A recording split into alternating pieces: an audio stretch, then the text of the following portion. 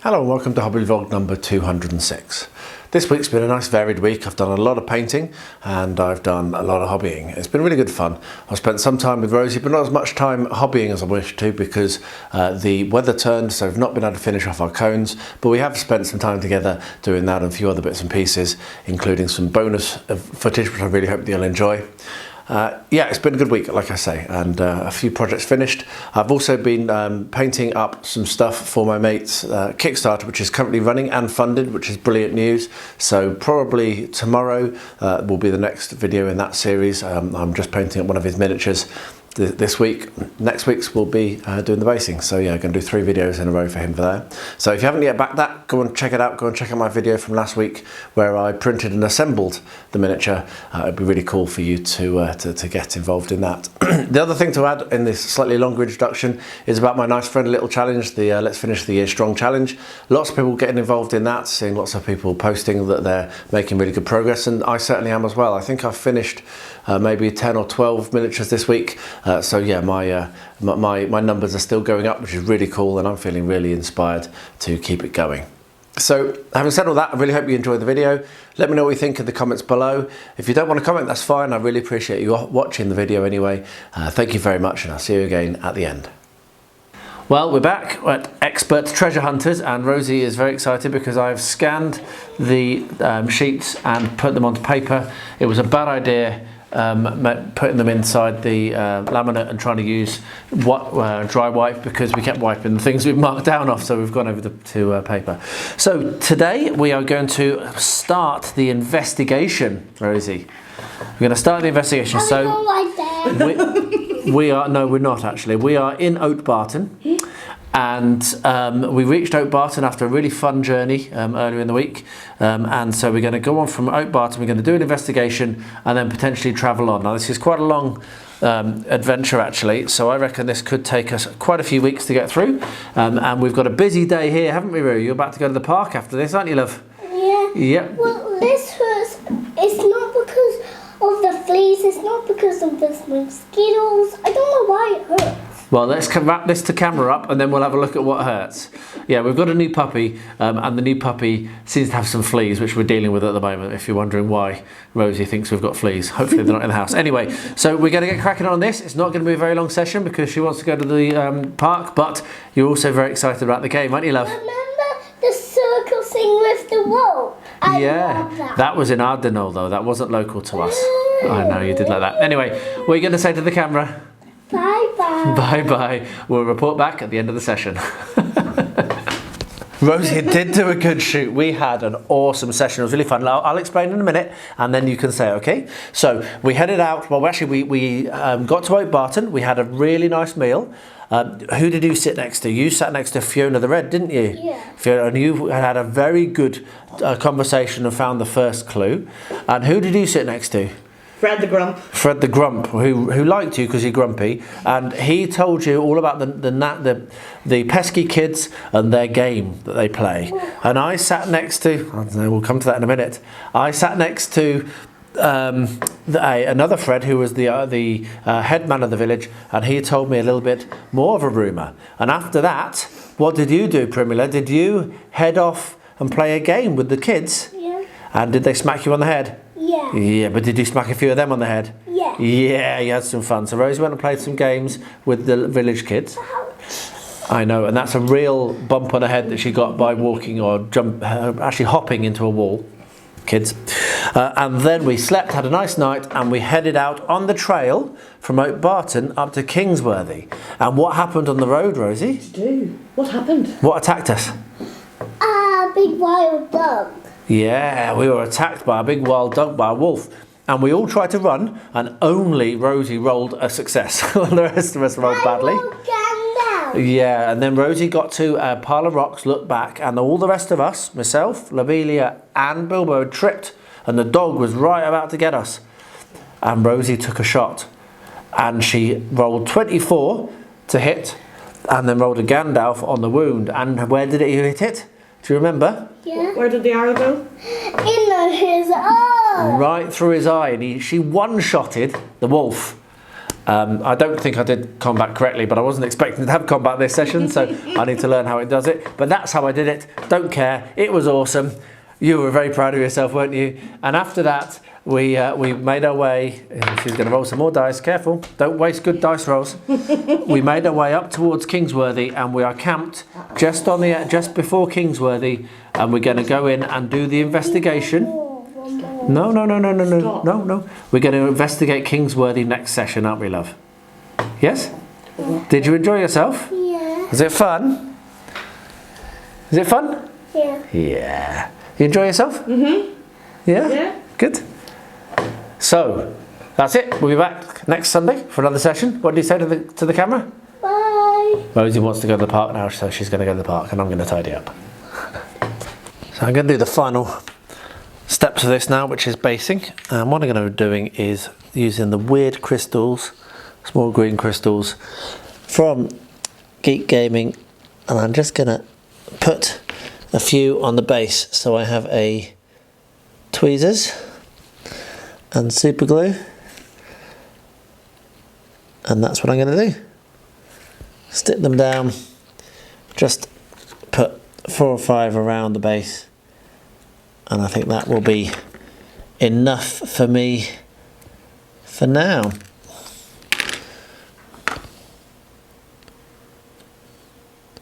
So there we are. Just make it a little bit more interesting, I think. Oh, that one didn't go in where I wanted to. So anyway, so yeah, I'll get this done. I'll bring you back when they're all in place and set, and you can see what they look like. But this is going to be a bit fiddly, I think.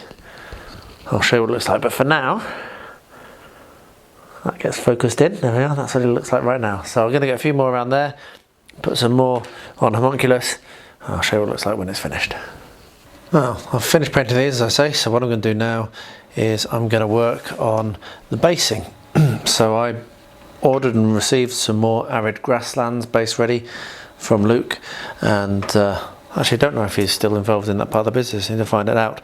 But anyway, I still say from Luke. And what I'm going to do is I'm going to base all of these mounted troops the same as I based the foot troops, because that's what I used.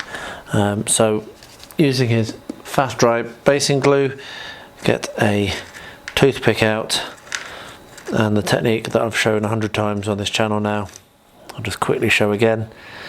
So we slap some glue on the base, not too much, might just be a little bit too much. You don't want it to drip because it's very annoying to clean up. Trying to keep it as flat as possible because it also runs, it's quite runny. Spread it around with a toothpick, and as I've said a few times, the reason to use a toothpick is that this will destroy a brush. You get one use out of a brush and then it'll be done if you use a paintbrush. So you've got that on there, and then just dip it in and done. So there we are. So I'm going to do that 5 more times to get the rest of the horses done. When that's dried, so probably a bit later today, I will seal it with some watered down PVA, and then these are finished. Superb. Really cool to get some mounted troops, and maybe the next time I play we could do something with some horse riders, which would be good fun. Oh, that's better. I can see everything now. So are you on the boat?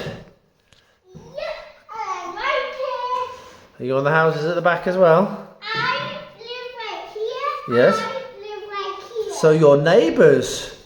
Do you know what neighbours is in Bulgarian? No. Komshia. Yeah. Yeah. And it's a lovely beach, I must admit.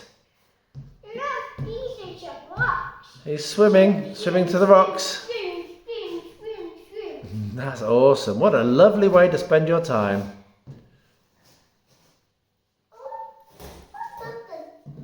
No, they're on the boat now.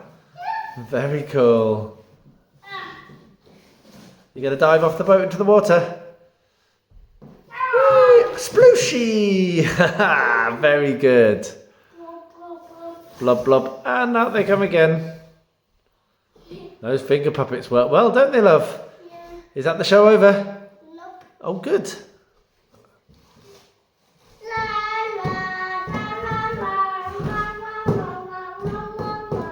You're going to sing a song for us? Sing your your sun song, your Bulgarian sun song.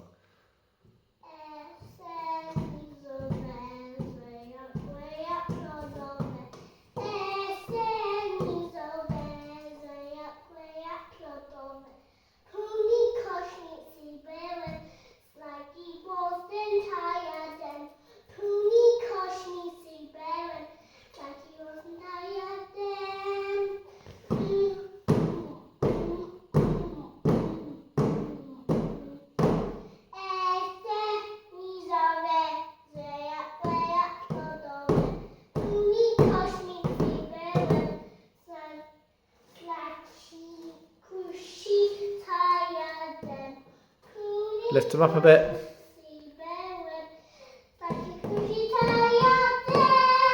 Very good. They went out of sight then though, love. You dropped them too low. Sorry. It's okay. That was very good singing. Woohoo!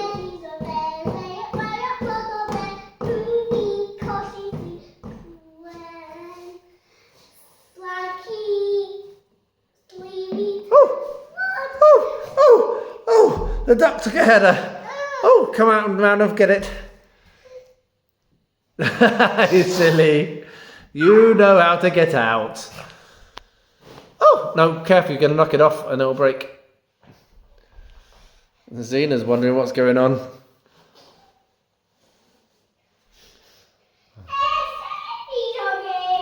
What's going on, Z?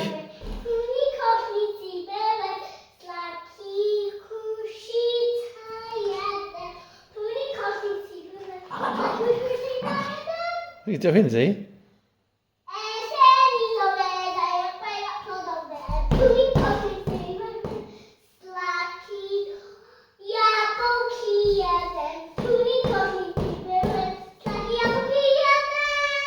Very good.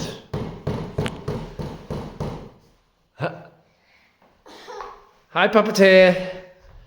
Very good bow. Well done. Well, here we are. This is the next Moonstone Mini that I'm going to paint up. Dim and dimmer. And I actually had to go and order this specially because I really love this miniature. And I think the first time I went to get it, it was out of stock. But it's been restocked. So what we're going to do is have a look and see it, have a look at it. And then I will boil my kettle and wash it very, very extensively. Now, we had a really interesting conversation on the Discord, on the Moonstone Discord, about this very subject. And there was one guy saying that there are some primers which stick fine to Moonstone miniatures, which is all well and good. However, none of mine do. So I would always recommend, no matter what you're doing, no matter what primer you've got, that you should give a go. If you're going to paint these, particularly the Moonstone, they seem to be really, really crazy with their mold release agent. Hot soapy water, good scrubber brush, maybe an ultrasonic cleaner as well, and that way you'll end up with a miniature which can be primed and painted without everything falling off. Because if you don't, then trust me, the paint will just, I call it retreating. You put the paint on and it just kind of goes bloop and disappears, and it's the most frustrating thing ever. So get these washed and then I'll assemble it, tell you how that went together, and then we'll go and get this onto the painting bench. And as I said, I'm very, very excited for this one. I was trying to work out how I was going to base this. I was thinking about cutting out some of the plywood I've got downstairs, and then I remembered, and yeah, I do this a lot, then I remembered that I have these sheets of MDF, which I bought ages ago, and I'm still working my way through. And I've nearly finished all of the A4 sheets. I've still got tons of A5, but this needs an A4 sheet to fit on it. But it fits on it absolutely perfectly. You can see that it's pretty much flush to the edge. It's probably a little bit flush actually, but that's never mind. I'll cope with that. So what I'm going to do, I am going to trim it slightly. I'm going to curve the corner off here, and I'm going to curve the corner off at the other side as well, just to make it so it's not quite so extensive. And I might even try to come relatively close along and mirror the clearance I've got on this side and that side. And then I'll do some sanding to make it so that it's not quite such a step up. And then stick this on throw some scatter terrain on it and it'll be done. So that was really, really cool to remember I had that and get that set out, and I think it looks really nice. I think it's going to be good. As per usual on an afternoon, I'm struggling with my lighting, so apologies for the crazy contrast. I have got my blind down, but it doesn't really do much when the sun's this bright. Anyway, I'll get that marked up now with my pencil and then go and take the jigsaw to it, and then when it's done and I'm ready to start sticking things down, I will bring you along. But this is roughly what I'm going to do, something like this, I think, and then curve that in, and then roughly the same on that side. So I'll get that cut and I'll bring you back. Well, there we are, that is spot on. I decided not to do any sanding, it's just going to be raised. It just is what it is. So what I'll do now is I'll use PVA glue to glue all of the parts down into position, including the building, the ground floor of the building. So obviously I can remove that. And yeah, once that's all glued down, I will then use watered down PVA, and I'll bring you along for that, and I'll do the texture, the ground texture around it. Pretty pleased with that, very happy that I remembered I had those 4 things. I did change slightly from what I did when I filmed before. I moved it near to the end so that I could save a little bit of this. This will now be useful, I don't like waste, so I shifted the whole thing down. So this is actually the old end of the board rather than doing it in the middle, as you can see from that line there. So yeah, let's get some PVA, glue that down. I'm not going to film it, it's pretty obvious, and then leave that overnight, and then tomorrow I'll be able to finish this up. Awesome. As you can see, I've got my purple and my yellow done, and now I can do the very satisfying task of peeling off all the masking tape and reveal what it looks like. And isn't that striking? So I still have a yellow to do down the middle there, and I still have a bit of yellow to do down the middle there, but I might actually do that all purple. Yeah, I'll do some purple there, and then I'm going to have to do the doorway here. But other than that, that's all basically finished. And then I've painted up the correct panels here to do the around the edge of the tower. So what I'll do, I'll get those purple painted, and I'll pop these out.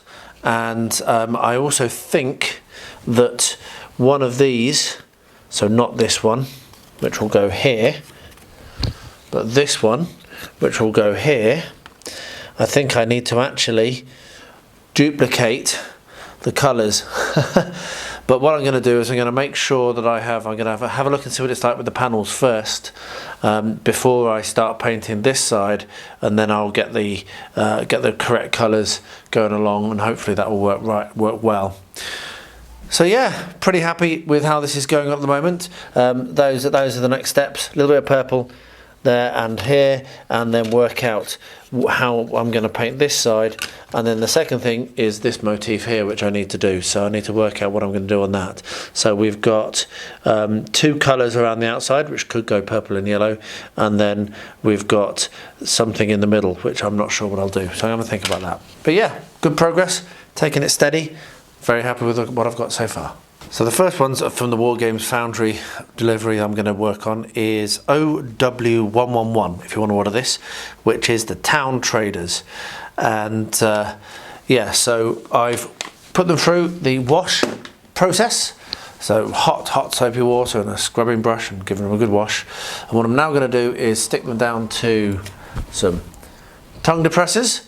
Just use super glue. People ask me why I don't use blue tack. The reason is because if they fall off, basically, and super glue, a little dab of super glue will hold that on very well, and then you can come along with your sharp knife and just put it on the side and pop, and they'll pop off. And if I remember, I'll show you doing that when I come to pop these off. So I'm going to glue them down, probably 3 to a tongue depressor, and then I can prime them, and then I'll get them painted and show you what they look like. So hopefully these won't take very long, but I really like the idea, particularly for What a Cowboy, of having non-combatants. I think it's a really cool part of the rules, and I would like to use that next time I play. So that's why I'm painting these up next. Alright, Dimmer Dimmer is washed and dried. So what I'm going to do now is assemble him, and it's going to be super easy. So on this sprue, you've got a head, which goes there. Oh, goes there. And then we've got 2 arms, and we've got shaped nubs. So that makes it really easy as well. So don't really think this is going to be a complicated one. There might be a little bit of cleanup, I think, but very little. So I'm going to get that assembled and then stick him down to his base. But I might do a little bit of work at the base before I stick him down, because it's got a slotter base that's come with it, but this is not a slotter model, so I might fill that in with some milliput. But I'll show you what it looks like once I've got it primed, and let you know what decisions I made at that point. Alright, so he's assembled, as you can see, and primed, and I've decided in the end to leave him on the sprue because that works really well, and I can just use a clamp there, and that means that he always stands up. So I'm going to be able to paint this one really easily with that.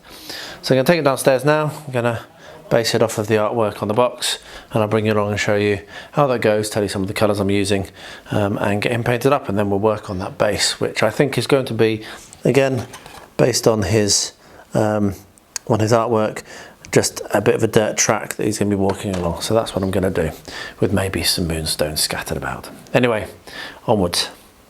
And I've just popped out all of the wall sections because it's a little bit difficult to read the instructions, and it's not very clear which section goes where. For example, I've put a doorway at the bottom, okay, because it makes sense that you'll be able to get into this tower from the bottom, but it's not clear whether I should have done or not. So what I've decided to do is I'm going to separate out each of the wall sections into a floor. I'll then get a bag and put each floor and the wall sections together in the bag, and then I'll be able to work out which colours I want to paint them. Now, if you're not painting the interior, then this is far less of an issue, obviously, but if you are, then you really need to paint them in the right way, because I'm doing alternate stripes. I'm going to do different colours for different floors, etc. So I'm going to assemble together each of the floors with their wall sections, and then once I've done that, then I can paint each of those wall sections correctly, and then we can start to assemble. And now the other benefit is that with these separated, I'm no longer going to have an issue, if I can find one that's got it, where I get a little bit of bleed across from one colour to the next. And I'm pretty sure that I did have one with an issue. You can see here that's got a little bit of yellow on it. So that will make it much easier to separate the colours. But yeah, we're going to do that. And then I'm going to work out how I'm going to put floors and make these levels separable, because they're not designed to be. So this is going to be a really fun build. Lots and lots of thinking required. And I mean, what you can see immediately is that we have there a section that goes in, so I might be able to glue that in, put some paper over the top, or fill in the gaps somehow, and then that means it's got a solid floor that I can then work with. But as I say, gonna have to be thinking about this. It's not going to be the easiest construction and assembly stage, I can tell you that now, so stick around to see how I solve that. First of all, I'm going to split out all these wall sections and get it all arranged and organised. Well, Christmas is coming, and Angela's decided that we're going to do Elf on a Shelf this year. But we're going to not just do Elf on a Shelf, we're going to put it up all around the house, and we're going to do all sorts of really cool things. So Rosie has to find the elf every day, and that's going to be part of our fun in the run up to Christmas. So we've got a diary that's chock full of ideas, and the first one and the last one is Elf arrives in a hot air balloon, because Rosie loves hot air balloons, and then Elf departs in a hot air balloon. So I'm going to have to make a hot air balloon for Elf to arrive and depart in. So we've got this nice little bag, or the box even, that we bought at a shop, and I bought this football, which is going to be the basis of the hot air balloon, yeah, there's the elf. The other thing I've got to assemble is these two mini suitcases, so he can have his suitcases with him when he's travelling around. So I'll also be doing those on the channel.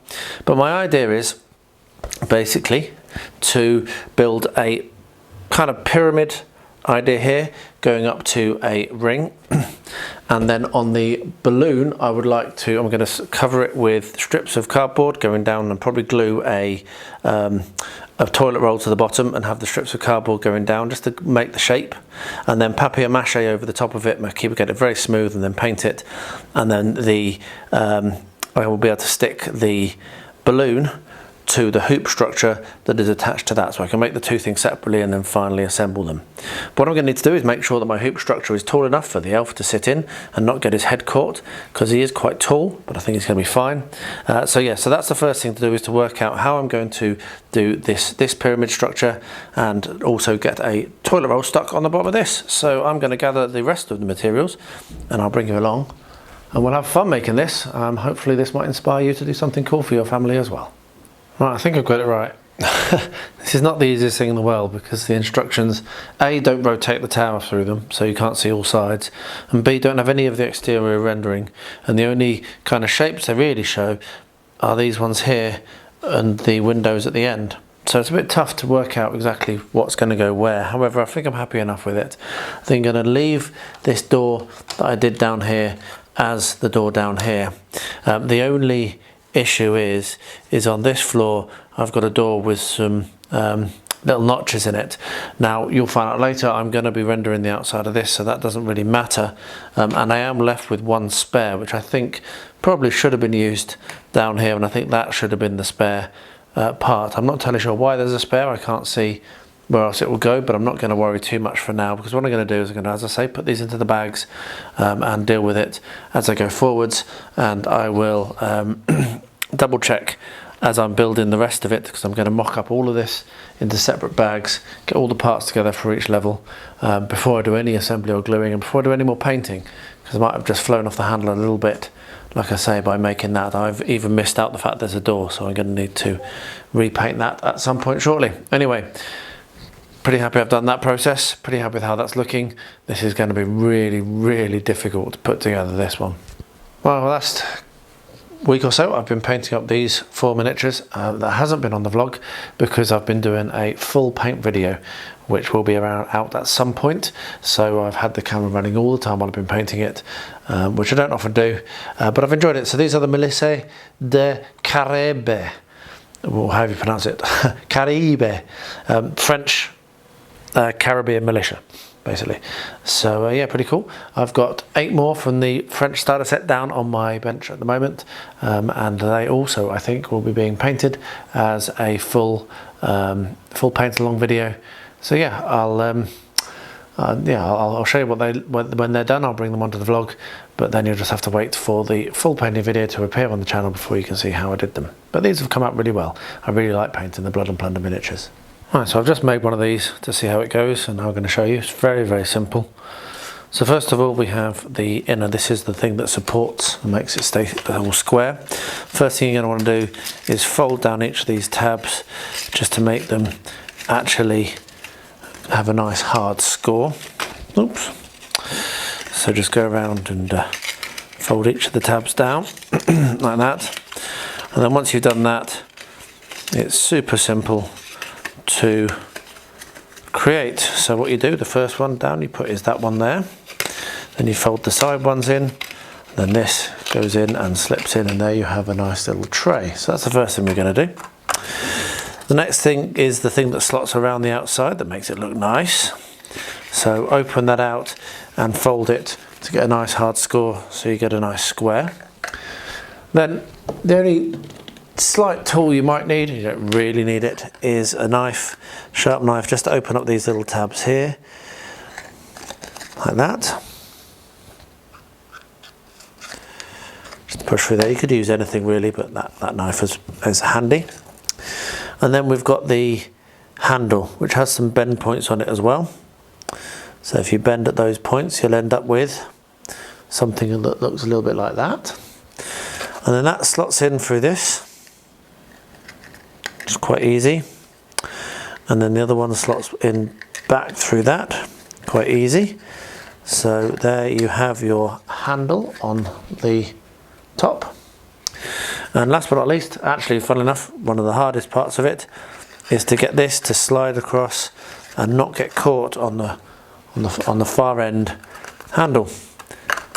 But there we are. We have 2 very nice looking suitcases for our elf to bring with him when he comes to visit Rosie. Done. Right, put them to one side, and now we need to get on to the bigger part of this project, which is making the hot air balloon. Right, this is stuck on completely, as you can see. So what I'm going to do is take that off because I don't need to be dropping it. I've got the Scrubland base ready, which is what I'm going to use for this, and I'm just going to stick it down using watered down PVA rather than his super sticky stuff, because basically, yeah, it's going to be easier and less expensive. So what I'm going to do is come along and put some watered down PVA along the front, And I'll do this all the way around, but I won't film it all. So I'm going to do what you see here, but on every bit of exposed base that I can see.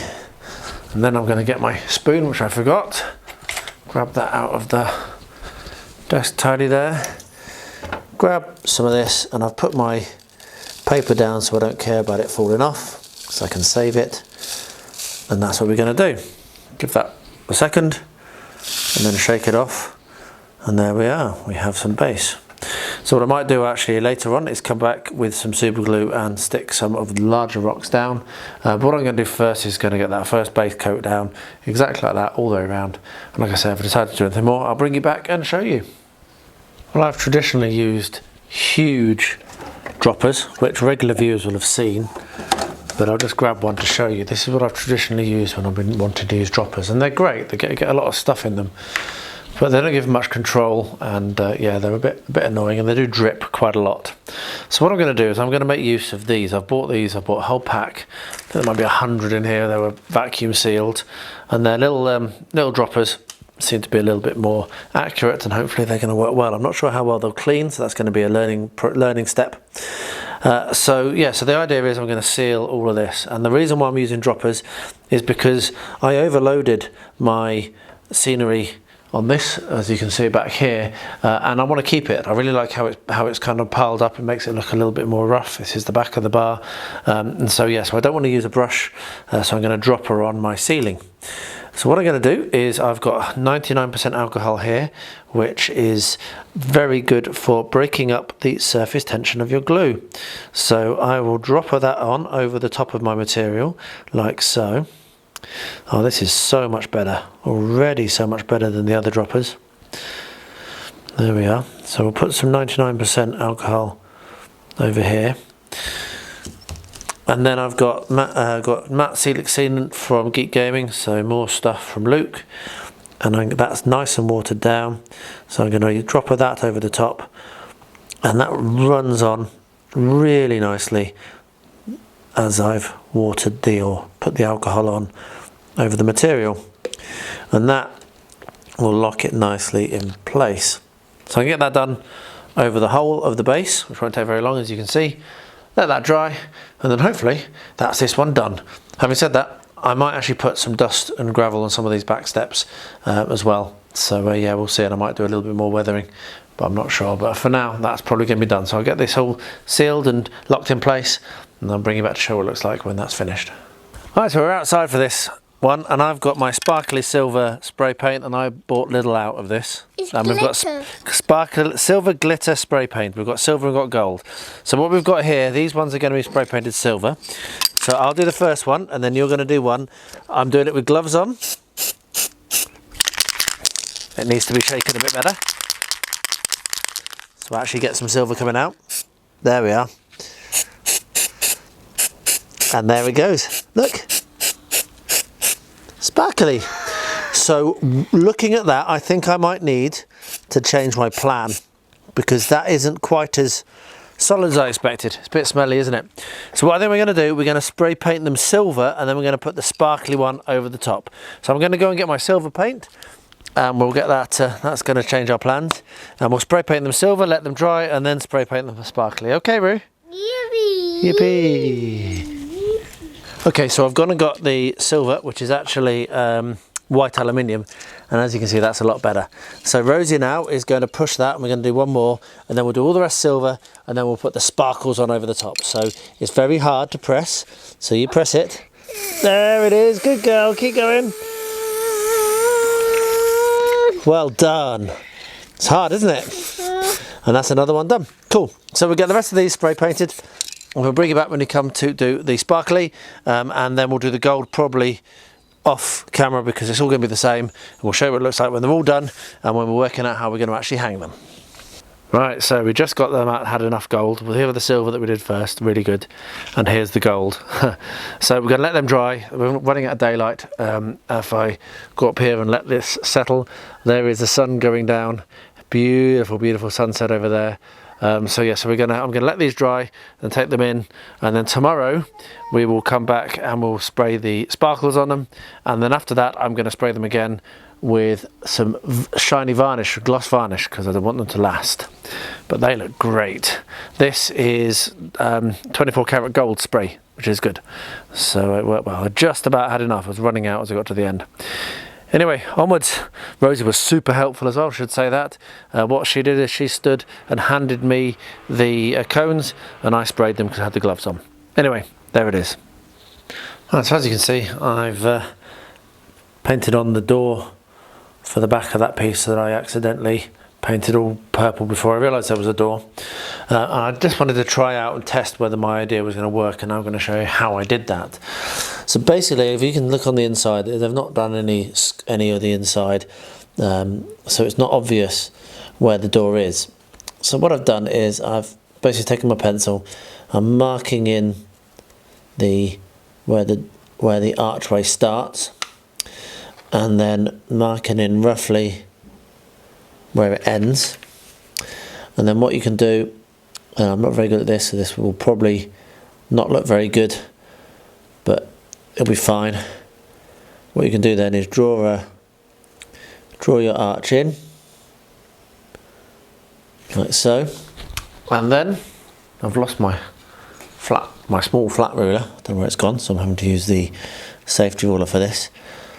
And then just line down the side, and that there is where we're going to be painting the doorway.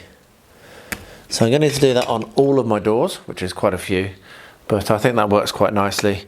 And then we can paint the brown on the inside, and that will work. So once that is dry, I also have that to paint, so I'll paint that now as well. Once both of those are dry, I then will be looking to start assembling this part here, the actual tower, and this is where it's going to get complex, and where I'm going to start to look at the exterior texturing, because what I would like is to be able to is to be able to take each of the levels off, as I've said, and so to do that I'm going to need to have it so that these walls are self-supporting. And if we just stick a couple of these in now, you'll see that they really are not self-supporting. Floppy, and not going to hold together. Now the texture I'm going to be using air dry clay on this to put the bricks in. That's my plan anyway at the moment.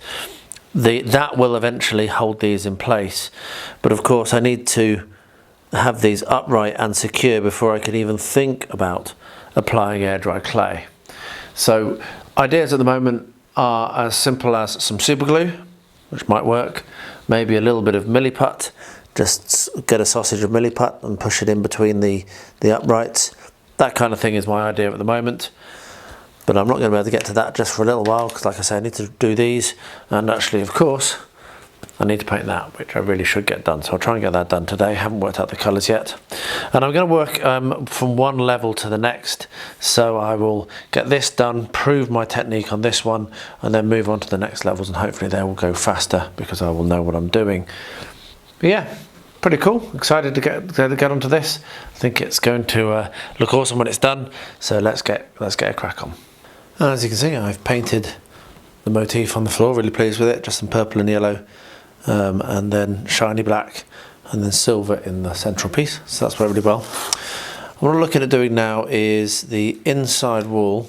So this is how that sits, and then this is the wall that will go here. So I've gone and looked at the art assets which Goblin King Games sent me very nicely, thank you very much. And what we've got is I've got this art here, which is actually of Diana Enraged, and I'm going to stick that onto the inside of here. So I'm just going to cut this out now, stick it on, and then once it's stuck and dried, I'll cut it out and remove where I don't want to have it showing, so cut down here and down here, but I'll do that after it's glued. So yes, that's what I'm going to do now. That's just been printed out on my laser printer. So yeah, I'll get that cut, get that glued, and then show what it looks like. I'll probably varnish it as well. I might varnish the floor also, but I'm not sure. I think I might leave that, but I'm going to varnish this, So I get that glued on and I'll bring you back when I get to the next step. Well, that has worked out absolutely superbly. I'm just blown away by how good that looks. Thanks again to Goblin King Games for sending me that artwork. It's really helping me with these builds, and I think that really pops. I think the purple and the yellow inside go well accidentally, completely randomly, with the colours of the artwork.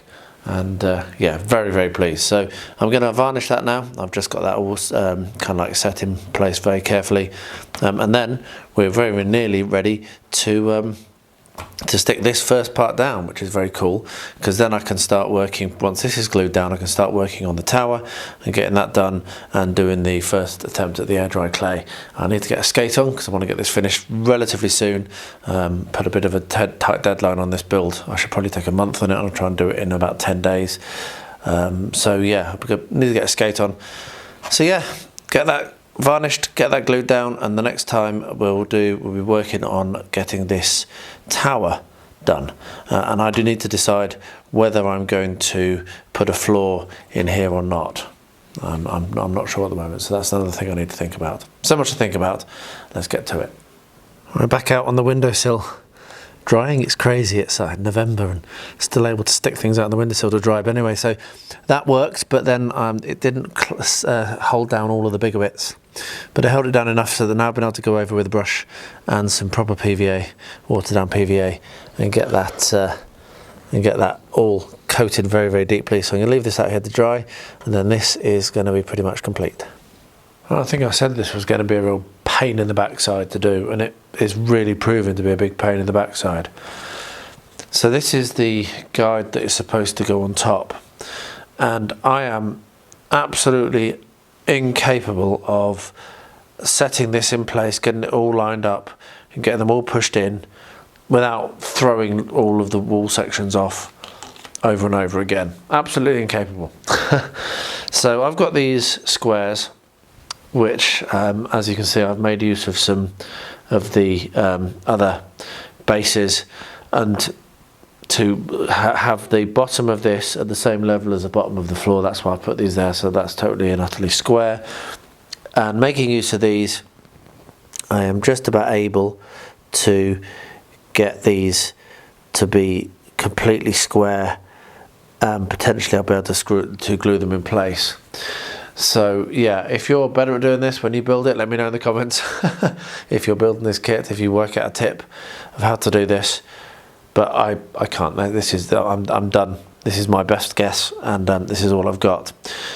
But what I've got to do first, and let me quickly take the camera off of the tripod to show you this. So if we look inside, you can see I'm going to need to paint a little bit more yellow on this. Now that this is all glued together, I've got that end piece I'm going to need to paint. So that's one thing I'm going to need to do first. And the second thing is what I've mentioned a few times. I'm going to need to put a floor in there, and that's going to mean that I'm going to need to paint it and like do things with it, or whatever I'm going to do with that floor. I'm going to need to do something with it before I put these walls in place. These are just set in.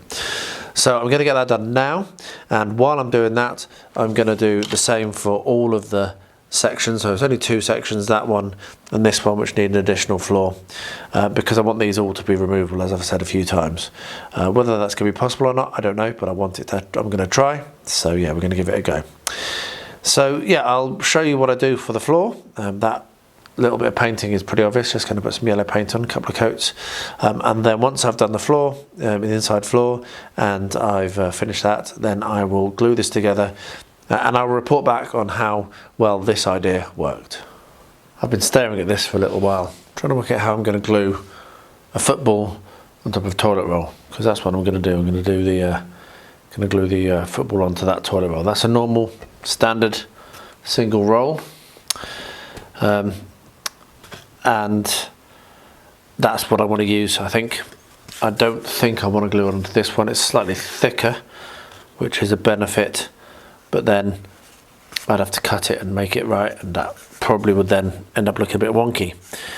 So I'm going to make a couple of attempts at this. Hopefully the first attempt works. If it doesn't, then I'll try a different attempt. The first attempt is pretty obvious and pretty lazy.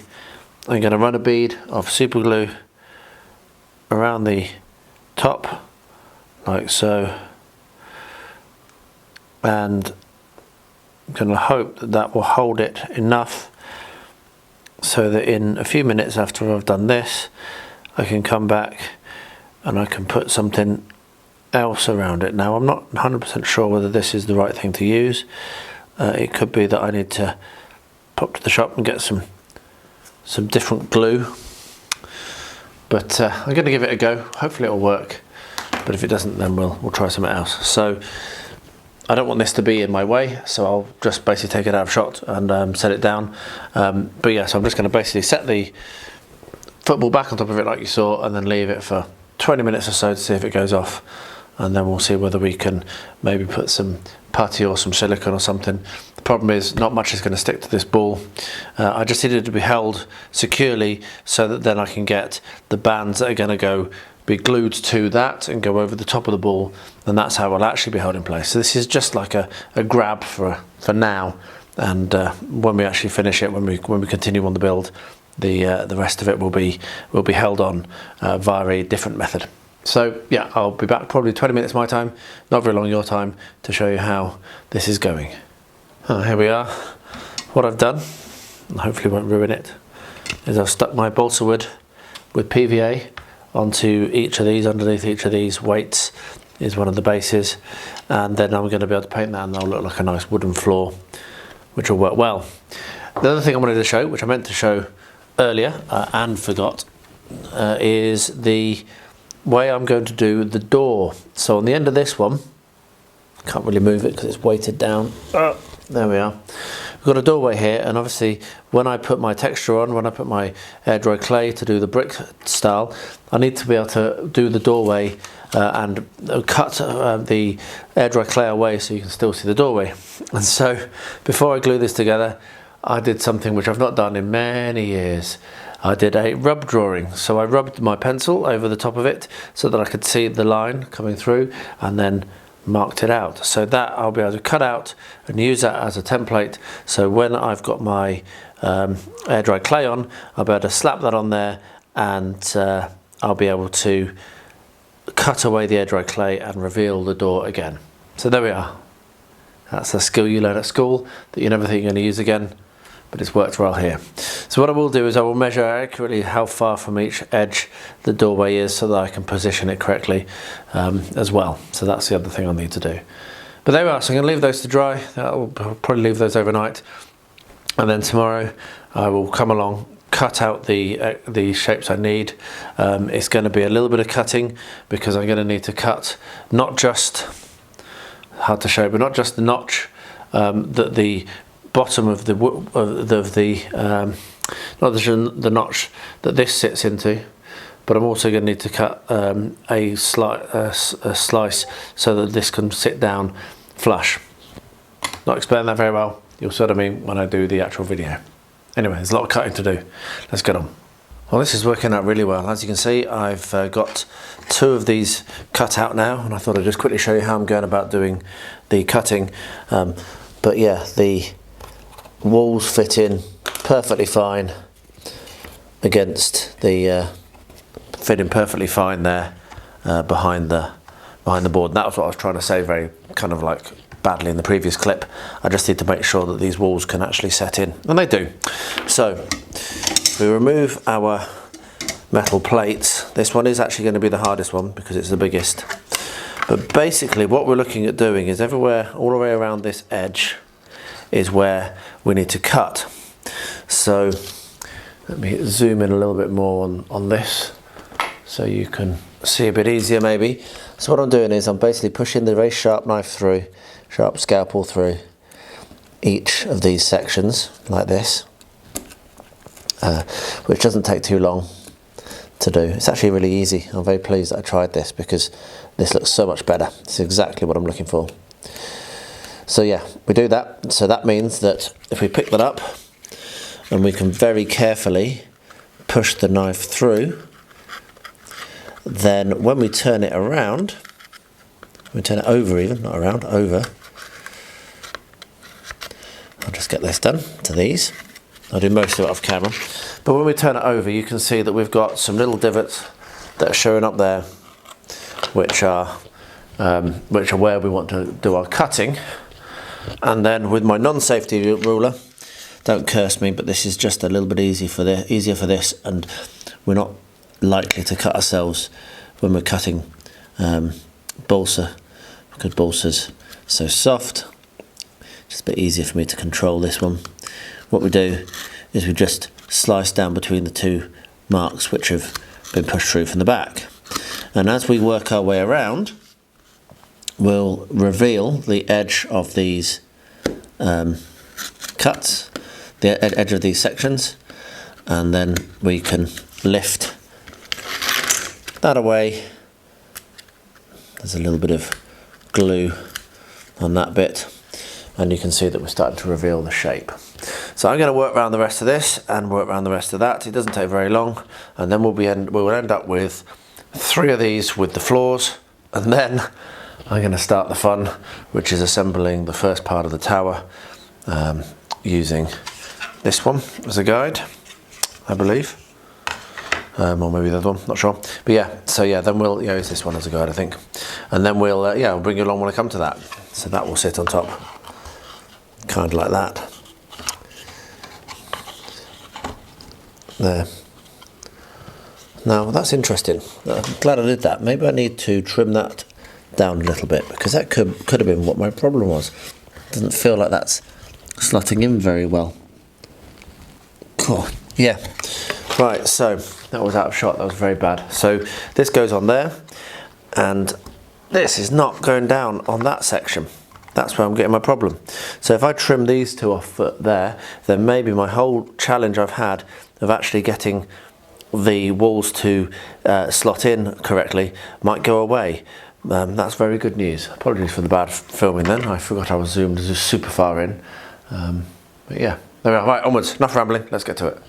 This stuck fine. Look. I'm not going to pull it too hard, but it's fine. It's good enough for what I need.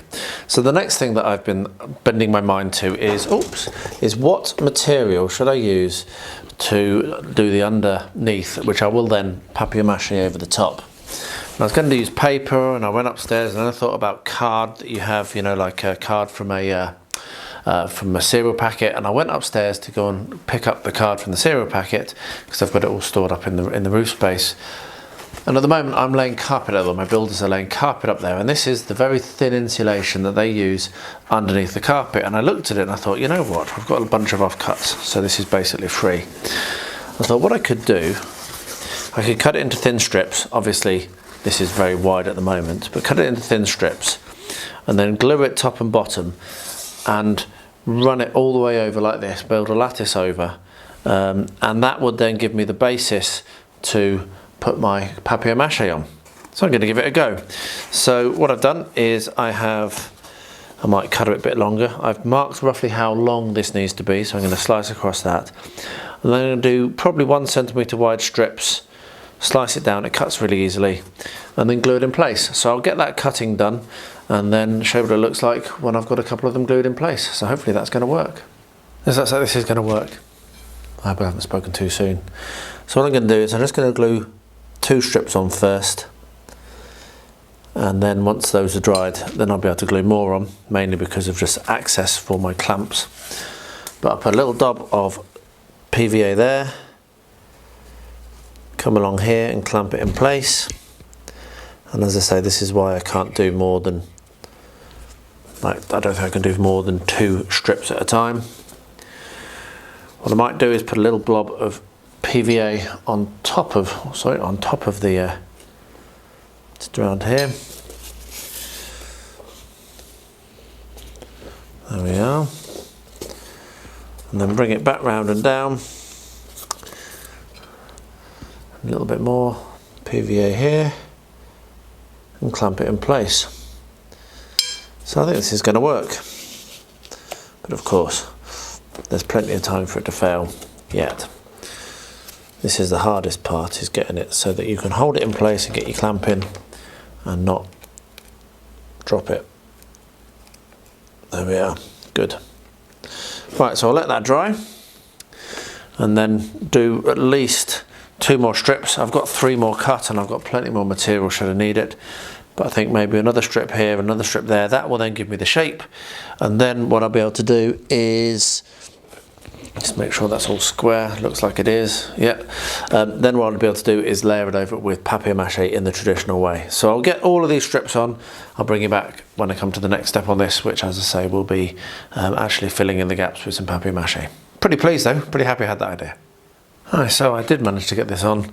It was much easier, funnily enough, seeing as I'd done the, trimmed out this little tab here. I cut that down, that made it a lot easier, and then I think actually having that extra floor inside, which gave it a little bit of something to push against, kept them a little bit more upright, and that made it easier as well. I did have to come in the top with a sharp knife, with my hobby knife, and guide them in place, and that makes me wonder whether I should have left off gluing and what having all of these holes up, because it would have been much easier if I could have attacked it from both sides. But hey, it is what it is. I managed to get it done. So the next thing I'm going to do is I'm going to work on my air dry clay. Now my original plan was to use a roller. I have loads, I have a whole stack of rollers for this, but none of them are going to look like I want it to look. So I'm going to end up doing some hand sculpting on this, but that's fine, it'll be okay. So the first thing to do, I keep my air dry clay in a sealed pot so it doesn't go off once I've finished using it, and I've got a little bit left over. And I'm not going to film all of this because it's probably going to take quite a long time, but I'll show you how I'm going to go about doing it. I need to wash that, so I'll get that washed before I start rollering, but I'll quickly explain. I'm going to put air dry clay on here, here and here, and then I'm going to do probably about 2/3 of the way up air dry clay around, and then that will mean that these will get held in place. I'll then be able to take the top off and then finish the rest of it, and that's my plan. Hopefully it's going to work. So I'm going to quickly go and wash this because I was lazy last time, which is very bad. I need to give that a good scrub, and then I'll bring it back and maybe put some music on, and I'll probably do this wall on camera and do the kind of marking and what have you, and then the rest of it I will continue off camera. So yeah, back with some music shortly.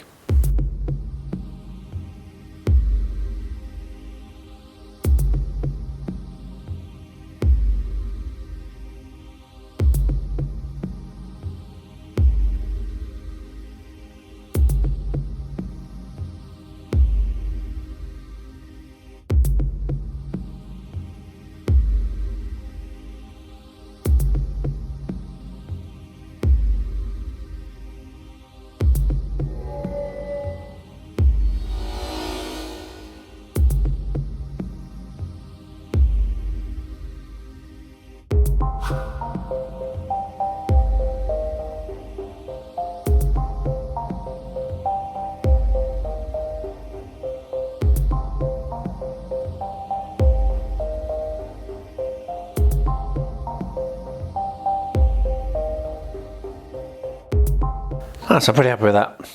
As you saw, just used a sculpting tool to get the shape of the bricks in.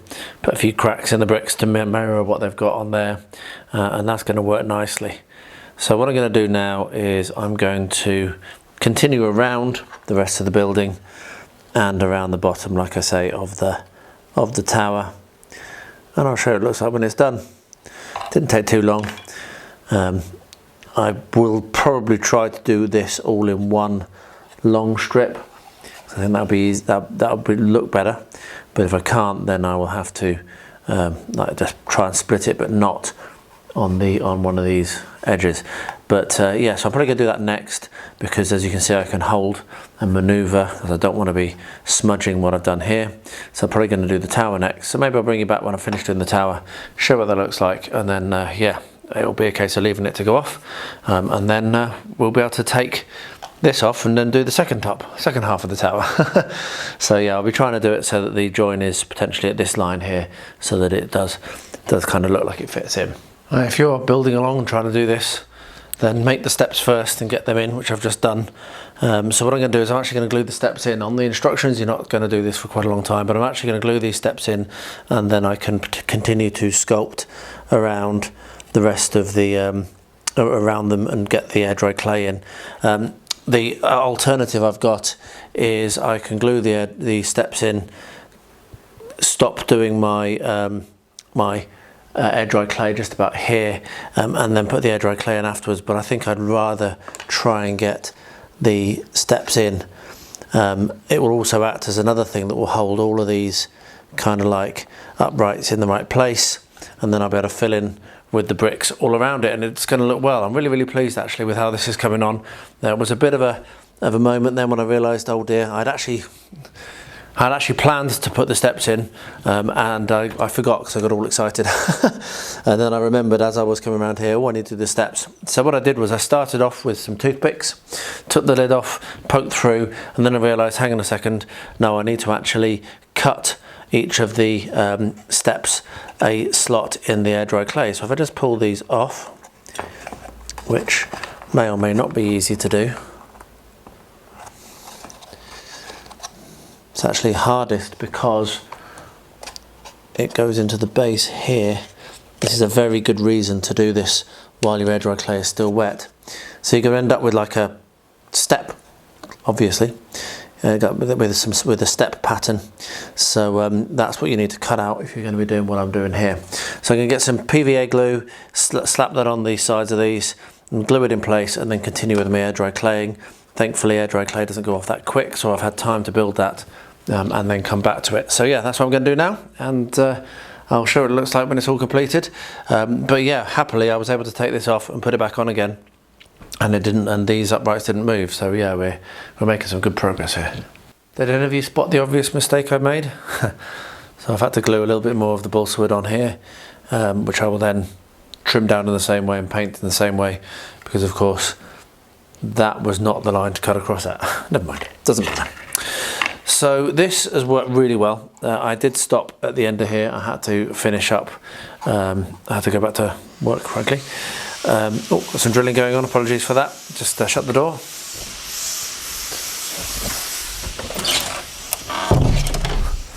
Builders are working away, carpeting and tidying up my roof space, and that's them doing a little bit of grinding down of something. So yeah, so I stopped here because I ran out of time. But yeah, it works really well. It looks great. The stairs are in and looking brilliant. And I mean, one of my favourite things I've done ever, I think, is printing that picture and putting that on that end wall. Absolutely superb. So yeah, so I actually came over and realised this mistake, because I was about to start mocking out exactly where things are going to go. These walls are going to go, and start thinking about what colours I was going to paint the inside of up here. I still can, fortunately. I'm going to need to come up with some colours, but yeah, I will put this together, work out exactly where I want to have my little peephole things, and that's going to be fun as well when I come to do my air dry clay. I have to make sure I do that very cleanly and cut around that very cleanly. But yeah, so I'm going to work out my colours, and then it's going to be a repeat process. So this one I will have this one go on top of, and when I am gluing when I'm doing the air dry clay, I will have set this on top, and that will hold it in place. And then this one will get this set on top, which will hold it in place. And then this one, I don't know, I think there might be a ring, I'm not sure. I mean, if there's a ring that's just a ring, then that might even be better for all of them, because all of these now are going to be looking the same. Yeah, maybe. So yeah, so it's just going to be a repeated process. So I probably won't film very much more of this specific work in terms of how I'm doing the air dry clay and how I'm building up, how I'm holding it in place, because it's going to be the same thing. But yeah, if anything happens or anything interesting occurs, then I will turn the camera on, obviously. But otherwise, more of the same. Get these tower sections done, and then I'll bring it back for when I come to do the painting and any other pimping up that I decide to do on this build. But yeah, probably won't be very much more to show. Hopefully, fingers crossed, if everything goes well, this will be nearly at the end of the video. Well, they were super easy and a lot of fun to paint. I almost did them in the first sitting, and then yeah, just had about 15 minutes more to do this evening, and they're all painted, so they're ready for basing now. So in a short while I'll pop them off of the tongue depressors, get some 25mm normal bases, some more plastic bases, and then we'll stick them on, and I'll show you how I'm going to do that, because some of them are going to be on slightly different styles of bases to what I normally do. For example, this dude here, who is actually he's a station master, and we've got a shopkeeper over here, so they definitely don't want to be sitting on dirt or grass or whatever. They're going to be sitting on something a little bit more indoors like. But yeah, really fun miniatures. So yeah, now I'm going to start to prepare some more of these. Really pleased to pull the trigger on this. They've been really fun to paint. They look great, and they'll be really nice to have scattered around the next time I play What a Cowboy, to act as civilians who could maybe get caught in the crossfire. Alright, so it's time to base these up. I've got these 6 here stuck to bases because I'm going to just do the normal basing. Base ready from Luke, which I won't film because I do it over and over again. So if you want to see that on the channel, watch lots more of my videos. But yeah, I'm going to use the Arid Grasslands base ready. But for these two, I'm going to do slightly different, as I've said. So for the shopkeeper, I'm going to have him stood on some cobblestones, and for the guy who's the station master, I'm going to have him stood on pavement. So what I've done now is I've mixed up some green stuff, which I'm going to put onto the base, like so. And then what we do is we take our roller. Let me just zoom this in a little bit better, focus it a bit more. So we take our roller, and as simply as press down and roller across. Now, sometimes it sticks.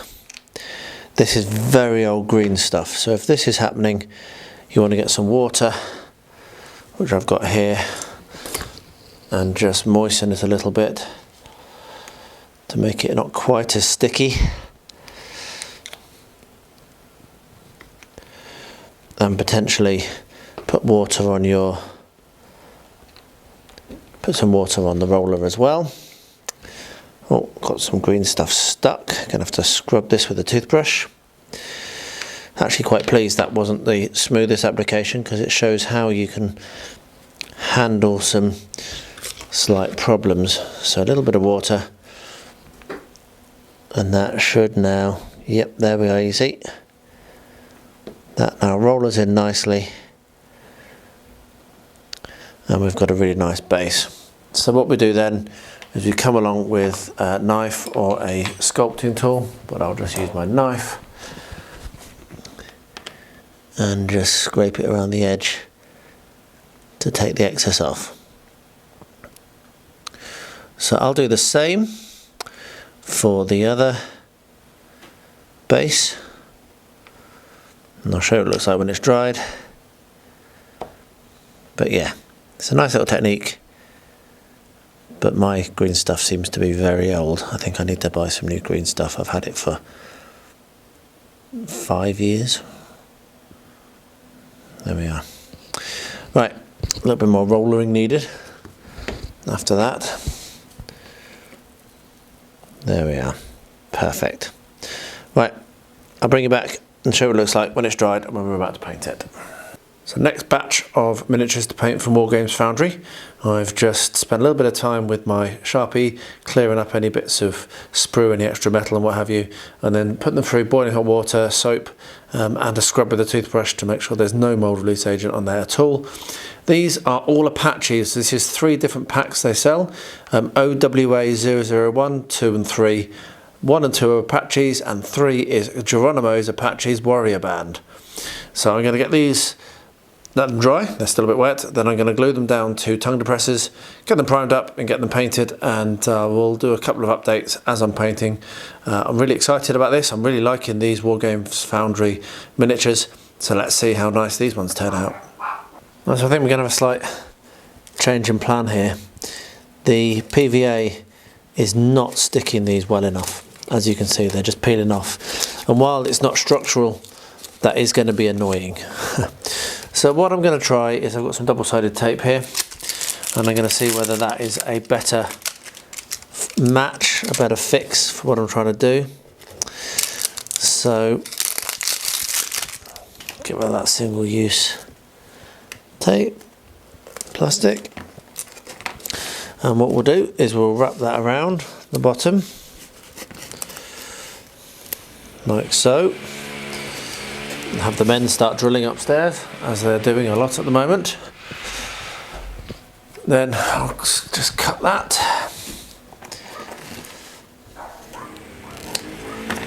There we are. And what I could do now is peel a bit back and stick, hopefully this will now stick okay. So there's the first one. So let's just get this there. As I say, it doesn't need to be completely rigid, but it does need to not pull away quite as easily, and even that isn't holding all that well actually.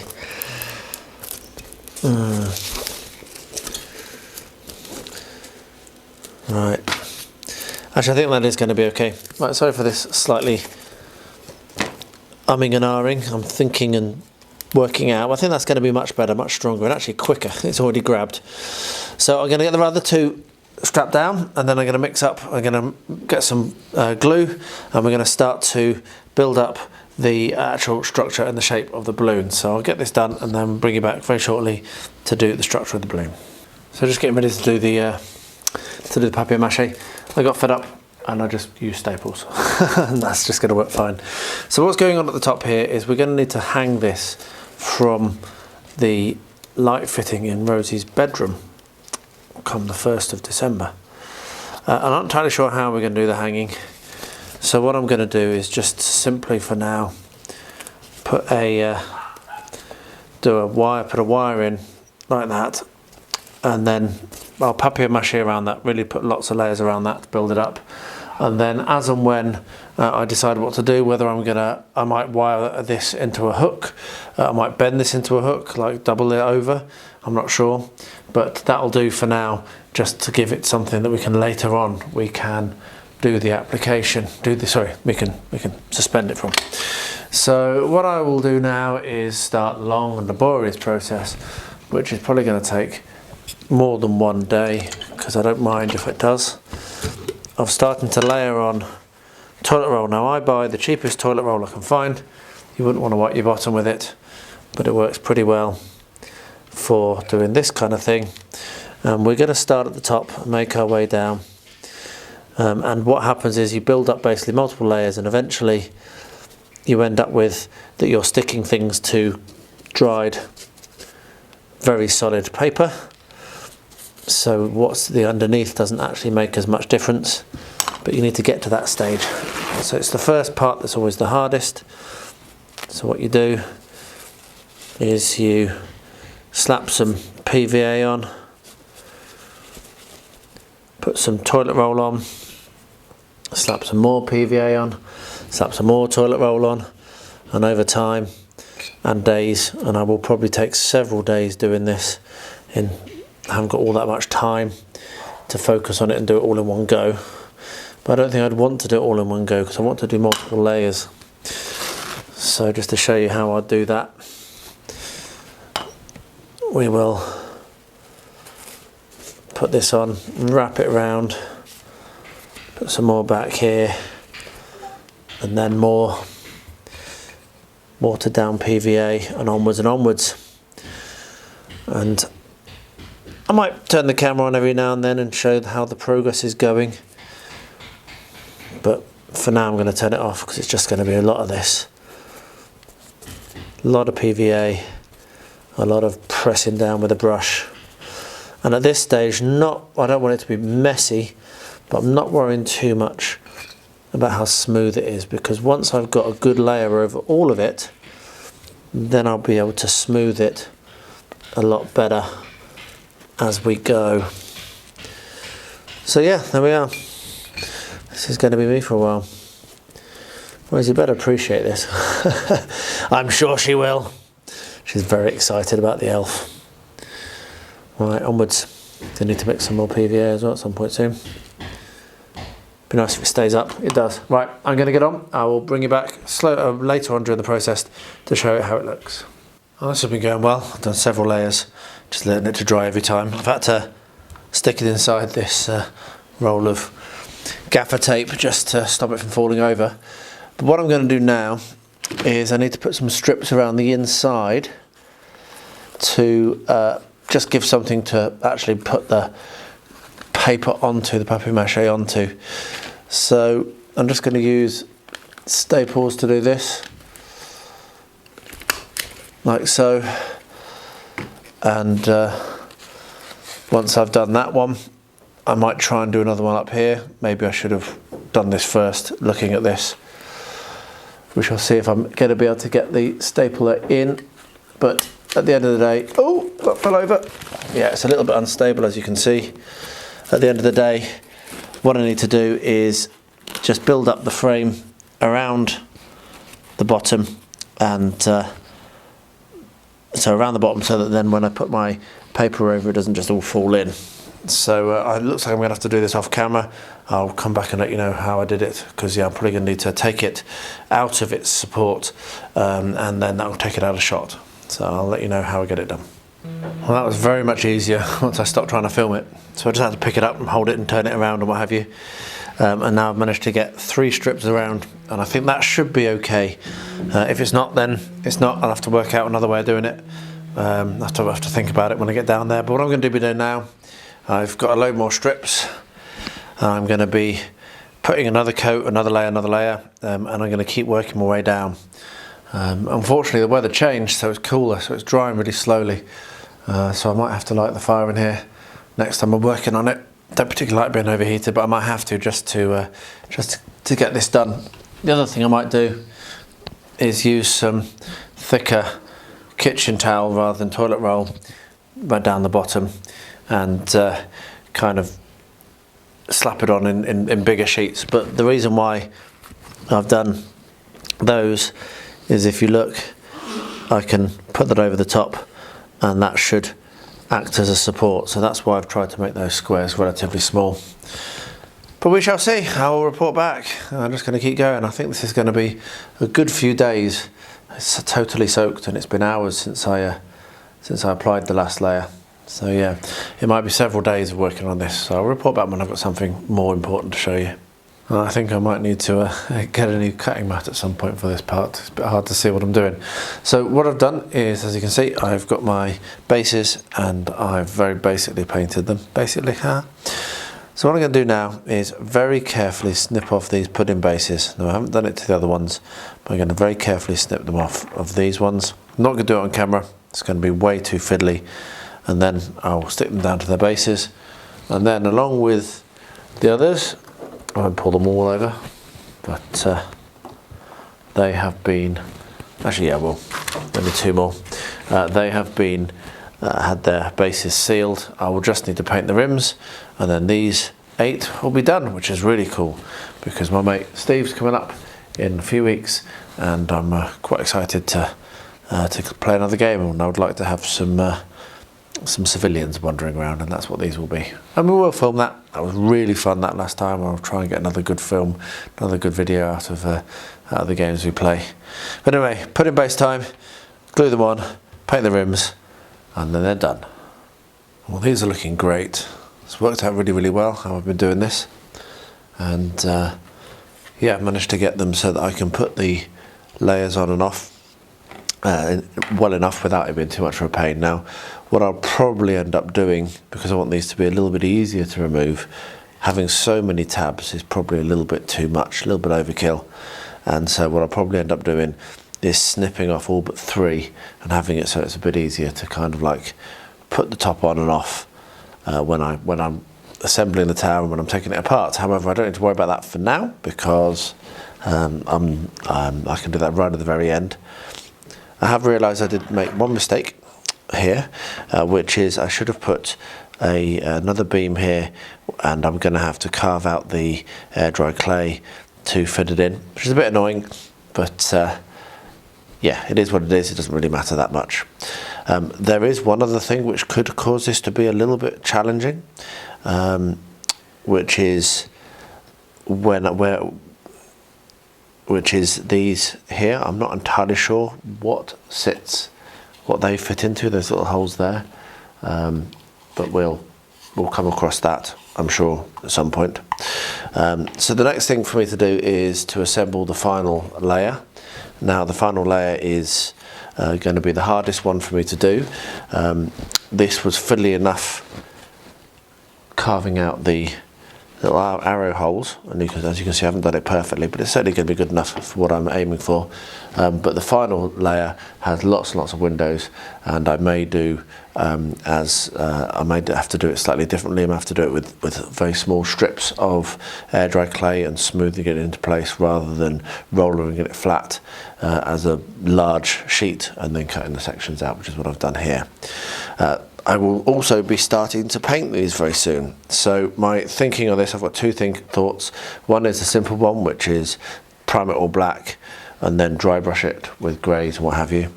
The other one is prime it all grey, come along with different colours and then washes over the top. And I think I'm going to do that to make it a little bit more interesting. I also need to decide how I'm going to paint the stairs, and I'm going to need to paint these little kind of like, I'm going to do them tiled, so I'm going to do them shiny as well, again like I did for the inside of Fancy Hat's townhouse. These are going to be tiles basically, so I need to paint those as well. So there's going to be a few things to do before I show this next, but I think the most important one is going to be deciding on the colour for interior colours for the top level, getting those painted and getting that assembled, and then yeah, we can really start to see this come to life. Right, so I'm at the bottom now, and I just thought I'd show you how I'm doing this. So up till now I've been sitting this inside the roll of gaffer tape to keep it upright while I worked on the top, but obviously now that can't work because I'm right down to the bottom. So I've just gotten it lying down on its side. I'm just turning over a section at a time, laying my toilet paper on and then slapping the glue on.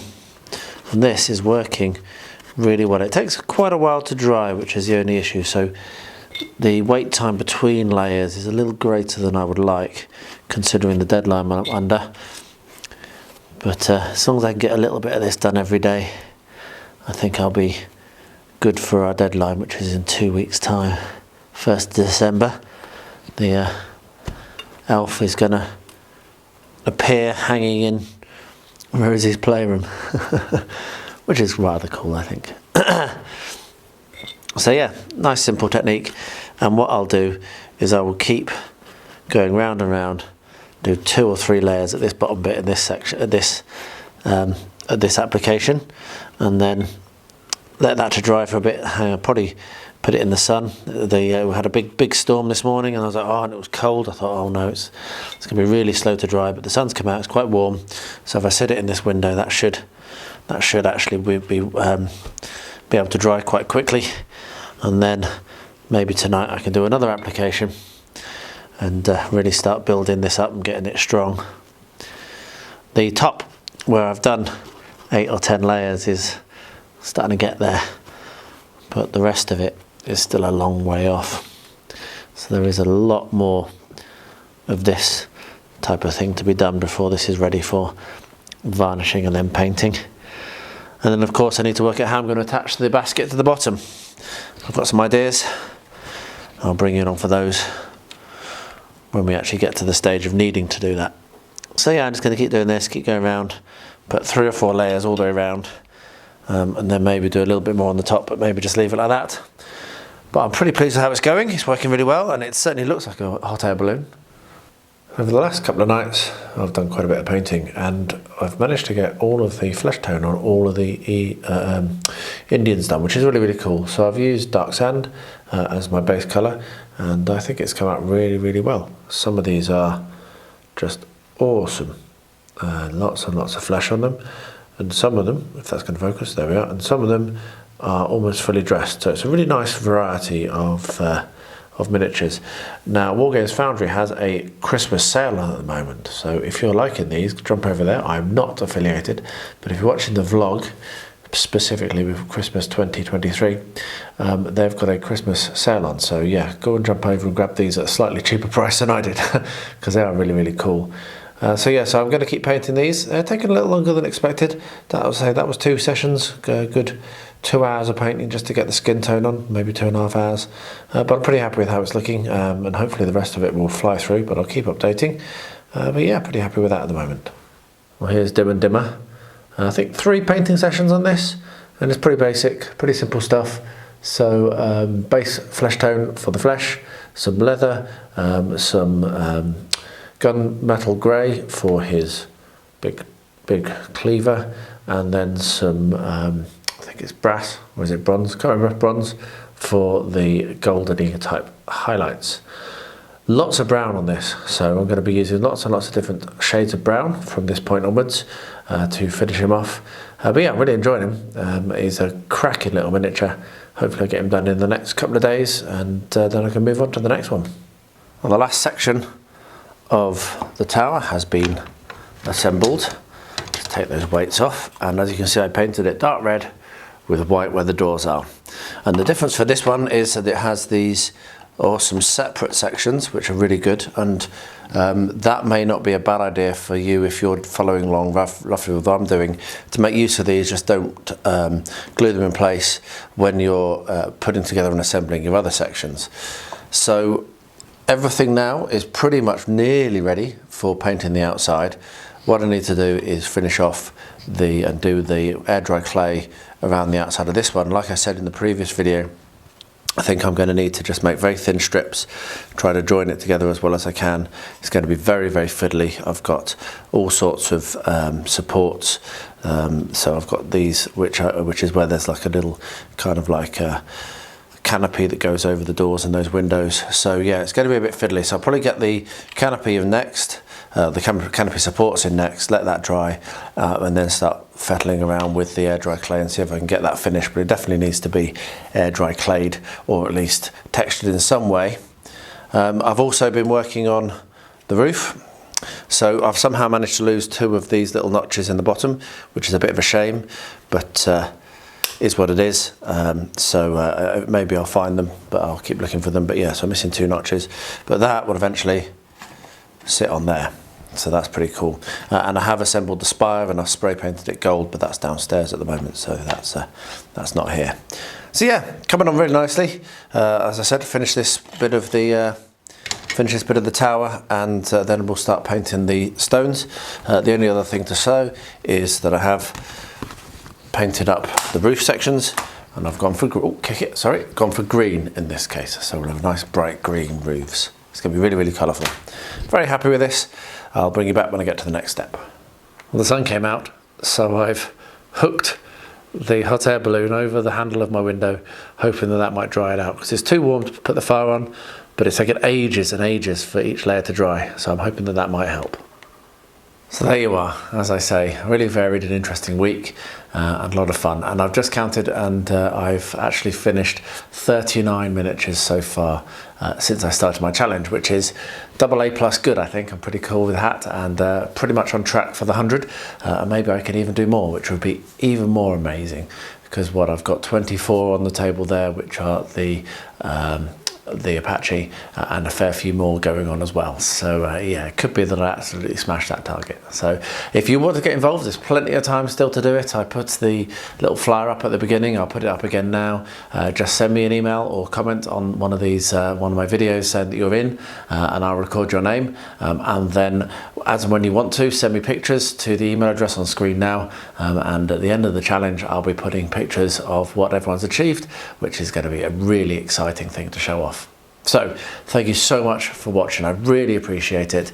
It means a lot to me to see how many people watch my videos. It's really, really cool. I did just want to say, if anyone's wondering why Rosie's not helping with the hot air balloon, it's because it's a surprise. She's not going to see it until the 1st of December, and actually it's making it a little bit difficult for me to hobby with her because I'm having to keep her out of room 13 so she doesn't see it. Anyway, there we are, that's why that is. So I'll wrap up by saying, as I always do in all my vlogs, if any of you are impacted by the horrific war in Israel or in the Ukraine, then my thoughts do go out to you and to anyone you know who may be impacted in any way by those horrific events. It's just can't believe it. What a time to be alive.